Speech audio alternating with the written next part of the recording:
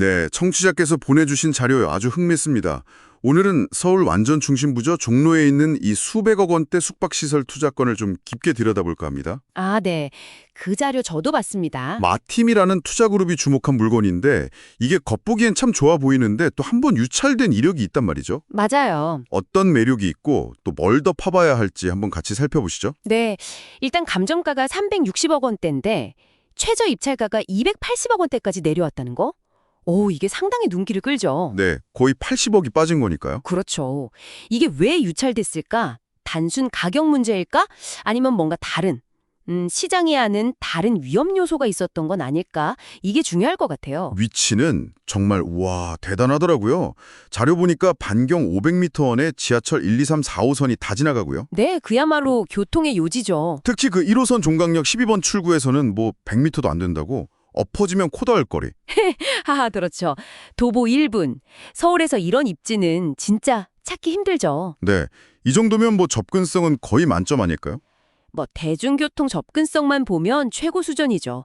근데 호텔이라는 특정 용도를 생각해 보면 종강역 주변이 사실 주로 오피스 상권이잖아요. 그리고 저녁 상권 중심이고. 아, 그렇죠. 낮에는 직장인, 밤에는 좀 유흥가 느낌도 있고. 네. 그래서 이게 과연 고가의 숙박 수요를 꾸준히 끌어올 만한 환경인가? 이건 조금 더 생각해 볼 필요가 있어요. 유동인구가 많다고 꼭 숙박으로 바로 이어지는 건 아니니까요. 그렇군요. 그냥 위치만 좋다고 다 되는 게 아니네요. 그렇죠. 여러 가지를 봐야죠. 이 물건을 고른 마팀이라는 곳 구호가 재밌던데요. 100번 굴을 바엔 크게 한 바퀴. 아, 그 문구요? 네, 인상적이더라고요. 그 구호처럼 정말 수백억 원대 물건에 아주 과감하게 도전하는 모습이에요. 야심이 느껴집니다. 네, 뭐 배포가 큰 결정이죠. 근데 이런 큰 투자는 그만큼 또 위험 부담도 크잖아요. 당연하죠. 보내주신 자료에도 보면 점검해야 할 것들이 쭉 나와 있는데 제가 볼 때는 특히 한 두 가지가 아주 중요해 보여요. 어떤 걸까요? 첫째는 그 명도 문제. 그러니까 기존에 혹시 임차인이 있다면 그 관계를 어떻게 정리할 것인가 하는 문제죠.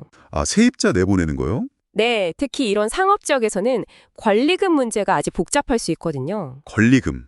아, 네, 임차인이 그동안 쌓아온 영업 가치나 시설 투자에 대해서 주장하는 일종의 프리미엄인데 이게 분쟁으로 번지면 예상보다 시간도 훨씬 오래 걸리고 비용도 많이 들 수 있어요. 심하면 아예 거래 자체가 무산되는 경우도 있고요. 와, 권리금 분쟁이 그렇게까지 클 수 있군요. 생각보다 훨씬 복잡하네요.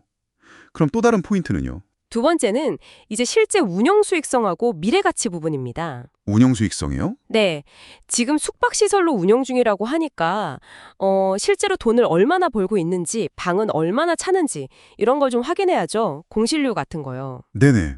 혹시 뭐 운영 비용이 너무 많이 든다거나 아니면 건물이 너무 낡아서 수리비가 왕창 깨질 상황이라면 어쩌면 이게 첫 유찰의 이유였을 수도 있거든요. 아, 그럴 수 있겠네요. 겉만 번지르르하고 속은 골병 들었을 수도. 그렇죠.